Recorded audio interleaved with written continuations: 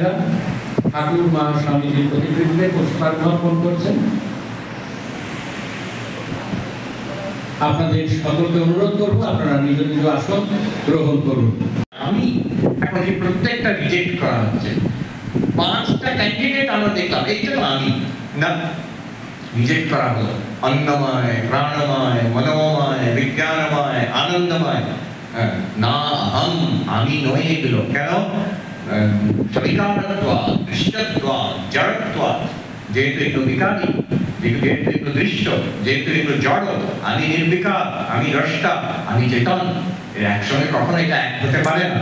অতএব এইগুলোর থেকে আমি আলাদা। এগুলো তো জিনিস, এটা যেমন একটা জিনিস, এটা একটা জিনিস, এই শরীর, প্রাণ, মন, এগুলো জিনিস, সূক্ষ্ম জিনিস, জিনিসই অবজেক্ট। তাহলে আমি কে?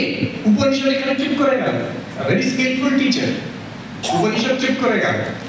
আমরা সাধারণত ভুল করি যখন আমরা অদ্বৈত বেদান্ত পড়ি, আমরা 5টা কোষের বিষয় বলে এই 5টা কোষ আমি নই, এর মানে আমি আত্মা, এই বলে শেষ করে দিই। আর সব পুরো লেসনটাই বুকলেট হয়ে গেল।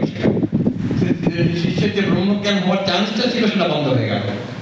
উপনিষদ কি স্কিলফুলি দেখাচ্ছে। উপনিষদ কিচ্ছু বললো না তুমি কে, কারণ শিষ্য পাজল। আচ্ছা এবার দেখান, আত্মাকে দেখান, এই গুহার মধ্যে প্রবেশ করে সূক্ষ্ম থেকে সূক্ষ্মতরে পৌঁছে গেছে। আচ্ছা এই প্রত্যেকটা কিন্তু এইভাবে ধরবেন, যেমন নাক, শরীর, প্রাণ, মন, বুদ্ধি, এইভাবে ধরবেন। তাহলে আমি কোথায়? আমি তাহলে নেই, আত্মা নেই, ব্রহ্ম নেই, আসল ব্রহ্ম আছে। তাহলে কি চৈতন্য, ব্রহ্ম, আত্মা বলে কিছু নেই? ঋষি বলছেন আসন্নেব সভবতি।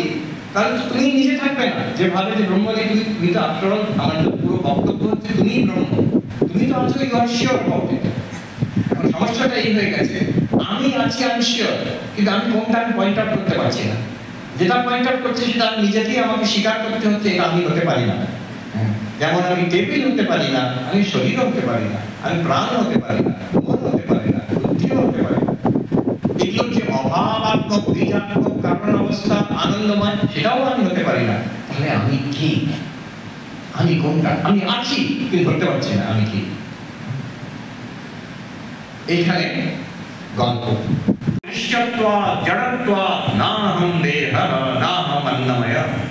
যেহেতু অন্নময় শরীর হচ্ছে সবিকার, জড় এবং দৃশ্য, অতএব আমি শরীর হতে পারি না।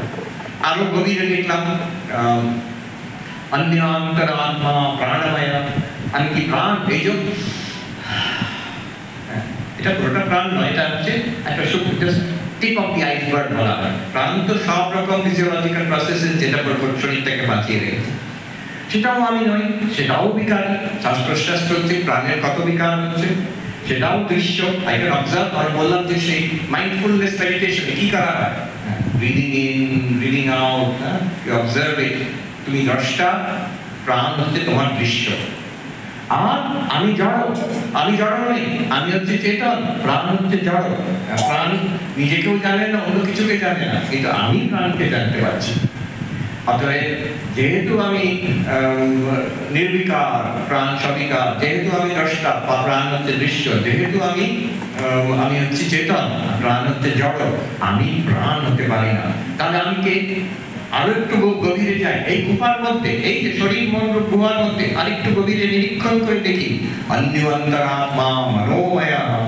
একদম যেন আমরা যাকে নিজেকে ভাবি, we identify with the mind, চিন্তা ভাবনা যা হচ্ছে we identify with the mind।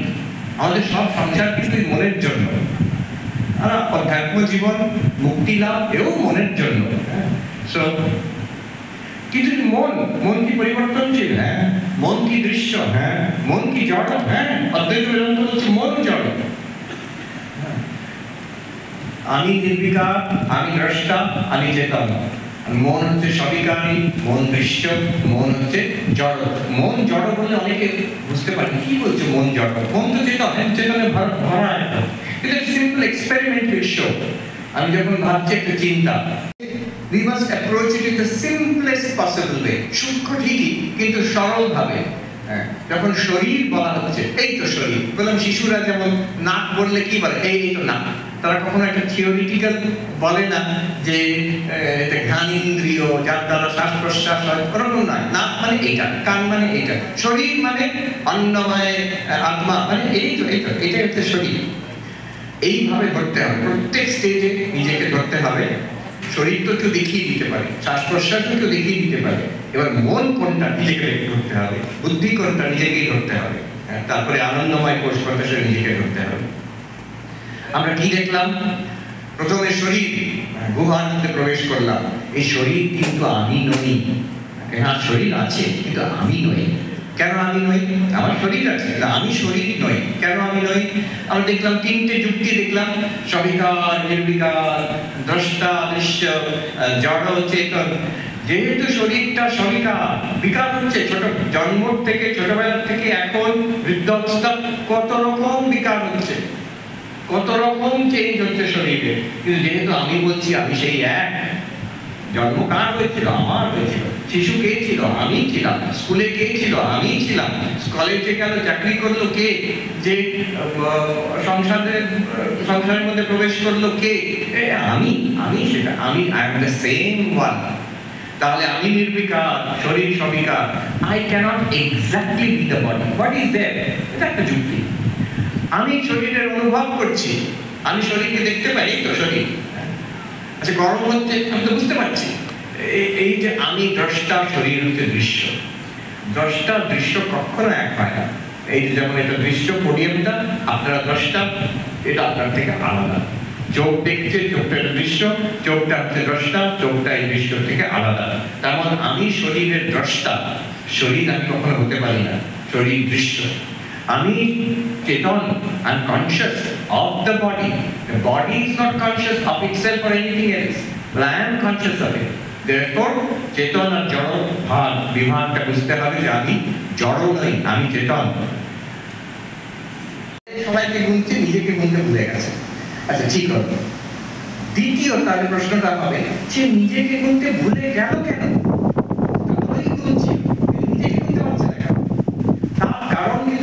Very important. তার কারণ হচ্ছে যে যতজন কেউ পেয়েছে 1 থেকে 9 অবধি, সবাই বাইরে, সবাই আলাদা, সবাই object. So he is used to object. 9 জনকে অবজেক্ট রূপে পেল, অতএব তার মাথায় ঢুকেই গেছে তাহলে দশম ব্যক্তি তো ওইখানে থাকা উচিত। 1 2 3 4 5 6 7 8 9 এখানে আছে, 10 তো ওইখানে থাকা উচিত। এটাকে আমরা ভাববো কি মূর্খতা, কিন্তু আমরা সারাক্ষণ করছি এটা। যে ব্রহ্মজ্ঞানী, আত্মজ্ঞানী বলতে তোমরা সারাক্ষণ এই মূর্খতা করছো। মানে বাইরে আত্মা যে ব্রহ্মকে ধরার চেষ্টা করছে, এই যে ব্রহ্ম ধরলাম, ওই রকম হবে না। তার কারণ আমরা এটা কেন করছি? তার কারণ এইটা যে আমরা এতদিন যা দেখে এসেছি, এতদিন জীবনে যা জন্ম জন্মান্তর যা অনুভব করে এসেছি, সেগুলো অবজেক্ট, সেগুলো দৃশ্য, সেগুলো একটি পদার্থ, বাইরে মানুষ, জীব, জন্তু, জড় পদার্থ সব কিছু সেগুলো অবজেক্ট। অতএব আমাদের মধ্যে দৃঢ় প্রত্যয় হয়ে গেছে যে সত্য জিনিস মানে একটা অবজেক্ট হবে। অতএব যখন আত্মা, ব্রহ্ম, চৈতন্য এসব কথা শুনি আমরা ভাবি ওটা কোনটা? ওদিকে উত্তরাখণ্ডের দিকে সাধারণ ভাষায় বলবে কোন চিজ হ্যাঁ, কোন জিনিস ওটা? জিনিস নয় ওটা। বড় দার্শনিক ডেভিড হিউম তিনি বলছেন যে আচ্ছা এই যে সেলফ বলে কথা হয়, এটা তো আমি পাই না যখন আমি নিজের মধ্যে introspect deeply into myself. I find thoughts, memories, ideas, perceptions, judgments, but nothing corresponding to a self. Self বলে কোনো জিনিস, আত্মা বলে সেলফ বলে কোনো জিনিস খুঁজেই পাচ্ছি না, অথচ আমি আছি। এইখানে দার্শনিক নীতি ওই দশম ব্যক্তিকে অত বড় দার্শনিক হয়ে ওইটাই করছে। বিদ্যারণ্য স্বামী পঞ্চদশীতে একটা পুরো চ্যাপ্টার আছে, এই গল্পটাকে উনি ভেঙেছেন 7টা স্টেজে। স্পিরিচুয়াল লাইফ, বেদান্ত মতে স্পিরিচুয়াল লাইফ 7টা স্টেজে। প্রথম স্টেজ হচ্ছে অজ্ঞান, স্টেজ 1। দশম ব্যক্তি আছে আমি জানি না, সেই অজ্ঞান থেকে হলো ভ্রম, যে দশম ব্যক্তি ডুবে গেছে। আসলে বৃত্তি আছে জানি না, সে থেকে গেছে। এবার আমি ভাবছি কি হলো নিশ্চয়ই ডুবে গেছে। তাহলে দ্বিতীয় হলো ভ্রম হলো। তার থেকে দুঃখ, সংসার এইসব চলছে, তার কষ্ট, কান্নাকাটি। তারপরের স্টেজ হলো যখন সেই লোকটি এসে বলল দশম ব্যক্তি আছে। এটাকে বিদ্যারণ্য স্বামী বলছেন পরোক্ষ জ্ঞান। পরোক্ষ জ্ঞান মানে আমি শুনে নিলাম, ব্যাপারটা পড়ে নিলাম, ইউটিউবে শুনে নিলাম, কিন্তু আমি বলতে পারি না যে আমি ব্রহ্মজ্ঞানী। আমি ব্যাপারটা বুঝতে পারছি যে আচ্ছা আছে, এরকম একটা ব্যাপার আছে, পরোক্ষ জ্ঞান। তারপরে বলছে যে অপরোক্ষ জ্ঞান কখন হলো? যখন তাকে গোনানো হলো 1 2 3 4 5 6 7 8 9, তুমি 10। এই যখন 10 বলে বুঝলো আমি দশম, তারা যখন বুঝলো ও আমি তো সেই, এই যখন হলো তার অপরোক্ষ জ্ঞান হয়ে গেল দশম ব্যক্তি আছে। তারপরে কি হলো? দুঃখ নিবৃত্তি। যে ভেবেছিল আমাদের বন্ধু ডুবে গেছে, সেই দুঃখ চলে গেল সঙ্গে সঙ্গে। আর তার সঙ্গে সঙ্গে কি হলো? আনন্দ প্রাপ্তি। আসলে দশম ব্যক্তিকে পাওয়া গেছে, দারুণ ব্যাপার। ঠিক তেমনই সংসারে আমি যে আত্মা, আমি যে ব্রহ্ম, আমি যে অনন্ত অমর, আমার কোনো লিমিটেশন নেই, কোনো সসীম ভাব নেই, আমার কোনো চাহিদা নেই, আমি পূর্ণ, এটা আমরা জানি না। নাম্বার 1 অজ্ঞান। নাম্বার 2 ওটাকে না জেনে আমার সামনে চকমক করছে কি একটা মন, একটা শরীর, আমার সেটার সঙ্গে আইডেন্টিফাই করে এবার চললাম সংসার করতে। এটা হচ্ছে ভ্রম, হচ্ছে এটা থেকে সংসার এবং দুঃখ। বেদান্ত সংসার দুঃখ হলো। এবার চতুর্থ হচ্ছে যখন সেই বেদান্ত কথা শুনলাম, উপনিষদ পড়লাম, শিক্ষাপ্রাপ্ত করলাম, শুনে আমার একটা ধারণা হলো তাহলে কি আমি এটা নই? তাহলে কি আমি এর থেকে আলাদা কিছু? তাহলে আমার তখন একটা পরোক্ষ জ্ঞান, যেটাকে আমরা বলতে পারি বুক নলেজ, এটাকে আমরা বলতে পারি আমি বই পড়া বিদ্যা হলো একটা। তারপরে যখন এই বিচারটা করলাম, যেটা আমরা করবো এতক্ষণ, যেটা আমরা দেখছি, বিচারটা যখন করে এই দশম স্তরে করতে পারলাম, তখন ও আমি বুঝে গেছি আমি সেই ব্রহ্ম, আমি সেই দ্রষ্টা চৈতন্য। আর তারপরে সঙ্গে সঙ্গে এই যে সংসারের জন্য যে দুঃখ কষ্ট মন থেকে চলে যাবে, সেটা বাইরে জগৎ যেমন আছে তেমন থেকে যাবে। ঠাকুরের ক্যান্সারও সারবে না, ঠাকুরের হাত ভেঙে গেছিল সেটা সারবে না, কিন্তু তার জন্য কোনো বিন্দু মাত্র দুঃখ লাগবে না। তিনি তার নিজের অনন্ত রূপকে দেখছে, তাতে কি আছে? একটা শরীরের কি আছে? আর আনন্দ প্রাপ্তি, পূর্ণত্ব প্রাপ্তি। এই 7টা স্টেজ, 7 স্টেজেস, এই গল্পটাকে উনি অ্যানালাইজ করেছে বিদ্যারণ্য স্বামী। এবার আমরা দেখি শেষ মুহূর্তে পৌঁছে, গভীরতম জায়গায় পৌঁছে আমরা দেখছি একটা দুটো প্রশ্ন করি যে আচ্ছা সেই যে দশম ব্যক্তি, সে খুঁজে পাচ্ছে না কেন? দশম ব্যক্তিকে খুঁজে পাচ্ছে না কেন? আমি এখন যে প্রত্যেকটা রিজেক্ট করা হচ্ছে, 5টা ক্যান্ডিডেট আমরা দেখলাম, এইটা তো আমি না, রিজেক্ট করা হলো অন্নময়, প্রাণময়, মনোময়, বিজ্ঞানময়, আনন্দময়। না আহম, আমি নই এগুলো। কেন? বিকারত্বা, দৃশ্যত্বা, জড়ত্বা। যেহেতু এগুলো বিকারী, যেহেতু এগুলো দৃশ্য, যেহেতু এগুলো জড়, আমি নির্বিকার, আমি দ্রষ্টা, আমি চেতন, এর একসঙ্গে কখনো এটা এক হতে পারে না। অতএব এইগুলোর থেকে আমি আলাদা। এগুলো তো জিনিস, এটা যেমন একটা জিনিস, এটা একটা জিনিস, এই শরীর, প্রাণ, মন, এগুলো জিনিস, সূক্ষ্ম জিনিস, জিনিসই অবজেক্ট। তাহলে আমি কে? উপনিষদ এখানে চুপ করে গেল, ভেরি স্কিলফুল টিচার। উপনিষদ চুপ করে গেল। আমরা সাধারণত ভুল করি যখন আমরা অদ্বৈত বেদান্ত পড়ি, আমরা 5টা কোষের বিষয় বলে এই 5টা কোষ আমি নই, এরপরে আমি আত্মা, এই বলে শেষ করে দিই, আর সব পুরো লেসনটাই বুকলেট হয়ে গেল। শিষ্যের যে ব্রহ্মজ্ঞান হওয়ার চান্সটা ছিল সেটা বন্ধ হয়ে গেল। উপনিষদ কি স্কিলফুলি দেখাচ্ছে, উপনিষদ কিচ্ছু বললো না তুমি কে। আর শিষ্য পাজল, আচ্ছা এবার দেখান, আত্মাকে দেখান, এই গুহার মধ্যে প্রবেশ করে সূক্ষ্ম থেকে সূক্ষ্মতরে পৌঁছে গেছে। আচ্ছা এই প্রত্যেকটা কিন্তু এইভাবে ধরবেন, যেমন নাক, শরীর, প্রাণ, মন, বুদ্ধি, এইভাবে ধরবেন। তাহলে আমি কোথায়? আমি তাহলে নেই, আত্মা নেই, ব্রহ্ম নেই, আসল ব্রহ্ম হয়ে কি আছে? তাহলে কি চৈতন্য, ব্রহ্ম, আত্মা বলে কিছু নেই?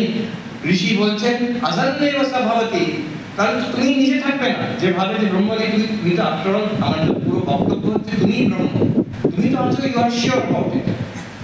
সমস্যাটা এই হয়ে গেছে, আমি আছি আমি শিওর, কিন্তু আমি কোনটা আমি পয়েন্ট আউট করতে পারছি না।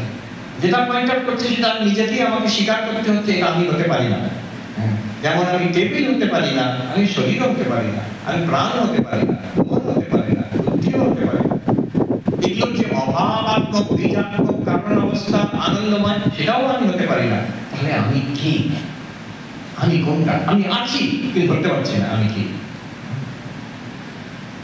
এইখানে গল্প আমি তো বুঝতেই পারিনি। তুমি কোনো ব্যাপার নয়, তুমি তোমার কুটুম্ব নিয়ে তোমার ফ্যামিলি নিয়ে বসে যাও ওখানে, আমার কিচ্ছু যায় আসে না।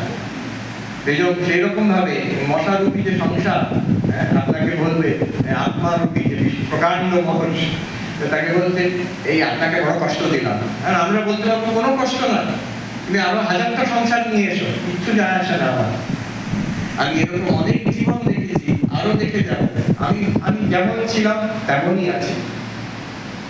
বিবেক চূড়ামণি শেষের দিকে যে শিষ্য তার ব্রহ্মজ্ঞান হয়ে গেছে, তার কেমন মনে হচ্ছে, অপূর্ব শ্লোক, অনেকগুলো শ্লোক আছে, অপূর্ব শ্লোকে সে গুরুকে বলছে আমার কেমন মনে হচ্ছে।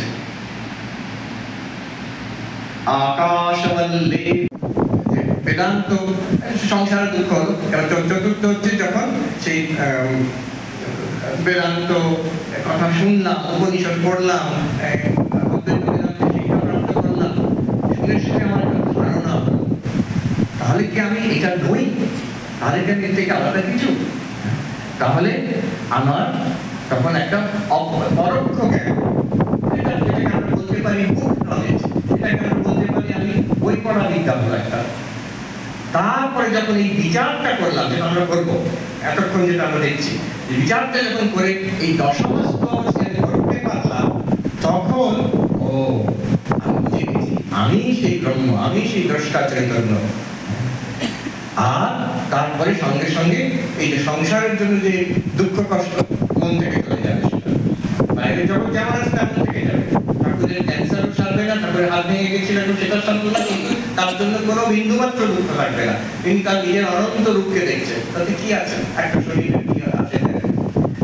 আর আনন্দ প্রাপ্তি, পূর্ণত্ব প্রাপ্তি, এই 7টা স্টেজ, 7 স্টেজেস, এই গল্পটাকে উনি অ্যানালাইজ করেছে বিদ্যারণ্য স্বামী।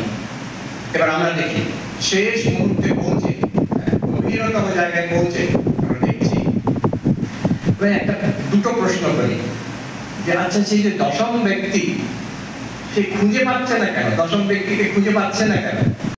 পড়ার তো কোনো সাপোর্ট নেই। সেই ম্যাড্রাসে এই যে গরম, এটা কি ভাবছিস, ম্যাড্রাসে আরো বেশি গরম, তখন কোনো ইলেকট্রিসিটি ফ্যানেরও ব্যাপার নেই।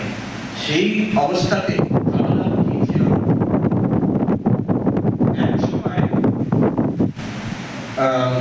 যেমন উনি প্রতিদিন ঠাকুরকে ভোগ দিতেন, একদিন কিচ্ছু নেই, মঠে কিচ্ছু নেই।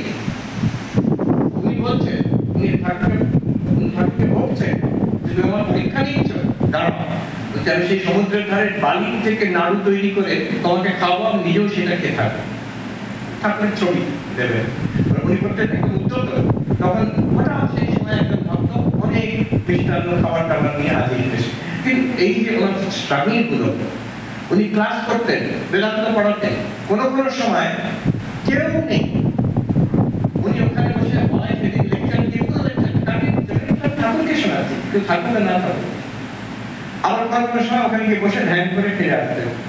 কোনো কোনো সময় বৃষ্টি হয়েছে, কোমর অব্দি জল, কেউ আসেনি, উনি দুদিটাকে হাত করে জলের মধ্যে গিয়ে ওখানে বসে একটু ক্লাস ফাঁকা হলে কি একজন দুজন বসে আছে ক্লাস করে আমাকে, এরকম অনেক টাকা পয়সার একটা সমস্যা ছিল। এসব সব শুনে সিস্টার দেবমাতা বলছেন, I feel sorry that such a saintly soul like you has to suffer so much. আপনার কেন এত কষ্ট? আপনি মহাপুরুষ, আপনি সাধু মানুষ, আমার খুব কষ্ট হচ্ছে, কেন ঈশ্বর আপনাকে এত কষ্ট দিচ্ছে? তখন he became excited, উত্তেজিত হয়ে বলছে, তুমি কি বলছো? আমার অনন্ত জীবন, আমার শান্ত অনন্ত চৈতন্য আমি জীবন, আমার জীবন অনন্ত। Let him play as he will with this little life of mine. এই ছোট্ট একটা জীবন তিনি সৃষ্টি করে দিয়েছেন, তাতে দিয়ে তুমি যা করতে চান করুন না, তিনি লীলা করছেন করুন, আমার কিছু ক্ষতি হচ্ছে, সবাইকে গুনছে, নিজেকে গুনতে ভুলে গেছে। আচ্ছা ঠিক হবে। দ্বিতীয় তাহলে প্রশ্নটা হবে, সে নিজেকে গুনতে ভুলে গেল কেন? ওই গুনছে, নিজেকে গুনতে পারছে না কেন? তার কারণ কিন্তু সূক্ষ্ম, ভেরি ইম্পর্টেন্ট। তার কারণ হচ্ছে যে যতজন কেউ পেয়েছে 1 থেকে 9 অবধি, সবাই বাইরে, সবাই আলাদা, সবাই object. So he is used to object, 9 জনকে অবজেক্ট রূপে পেল। অতএব তার মাথায় ঢুকেই গেছে তাহলে দশম ব্যক্তি তো ওইখানে থাকা উচিত। 1 2 3 4 5 6 7 8 9 ওইখানে আছে, 10 তো ওইখানে থাকা উচিত। এটাকে আমরা ভাববো কি মূর্খতা, কিন্তু আমরা সারাক্ষণ করছি এটা। যে ব্রহ্মজ্ঞানী আত্মজ্ঞানী বলতে তোমরা সারাক্ষণ ওই মূর্খতা করছো, মানে বাইরে আত্মা যে ব্রহ্মকে ধরার চেষ্টা করছো, এই যে ব্রহ্ম ধরলাম, ওই রকম হবে না। তার কারণ আমরা এটা কেন করছি? তার কারণ এইটা যে আমরা এতদিন যা দেখে এসেছি, এতদিন জীবনে যা জন্ম জন্মান্তর যা অনুভব করে এসেছি, সেগুলো অবজেক্ট, সেগুলো দৃশ্য, সেগুলো একটি পদার্থ, বাইরে মানুষ, জীব জন্তু, জড় পদার্থ সব কিছু সেগুলো অবজেক্ট। অতএব আমাদের মধ্যে আমার দৃঢ় প্রত্যয় হয়ে গেছে যে সত্য জিনিস মানে একটা অবজেক্ট হবে। অতএব যখন আত্মা, ব্রহ্ম, চৈতন্য এসব কথা শুনি আমরা ভাবি ওটা কোনটা? ওদিকে উত্তরাখণ্ডের দিকে সাধারণ ভাষায় বলতে কোন চিজ, কোন জিনিস ওটা? জিনিস নয় ওটা। বড় দার্শনিক ডেভিড হিউম তিনি বলছেন যে আচ্ছা এই যে সেলফ বলে কথা হয়, এটা তো আমি যে পাই না যখন আমি নিজের মধ্যে introspect deeply into myself, I find thoughts, memories, ideas, perceptions, judgments, but nothing corresponding to a self. Self বলে কোনো জিনিস, আত্মা বলে self বলে কোনো জিনিস খুঁজেই পাচ্ছি না, অথচ আমি আছি।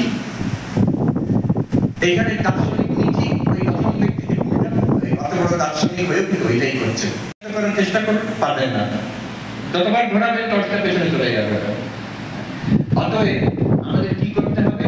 ওই যে ঘোরাবো আমরা ঘুরিয়ে নিয়ে শুধু এইটুকু জানবো কোনটা আমি নই অথচ আমি আছি, আমি তো আছি, আর কোনগুলো আমি নই, শরীর মন প্রাণ এগুলো আমি নই, ওইটুকু জেনে থাকলে ওটা অটোমেটিক্যালি হবে, তখন প্রকাশিত হয়ে যাবে ও এইটা আমি। এইবার আমি বলে যাবো যাদের ইচ্ছে তারা একটু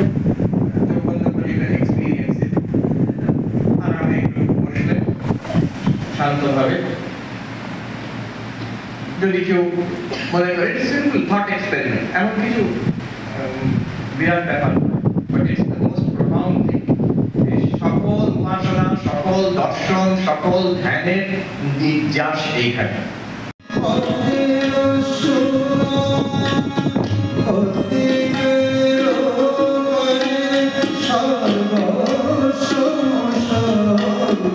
Love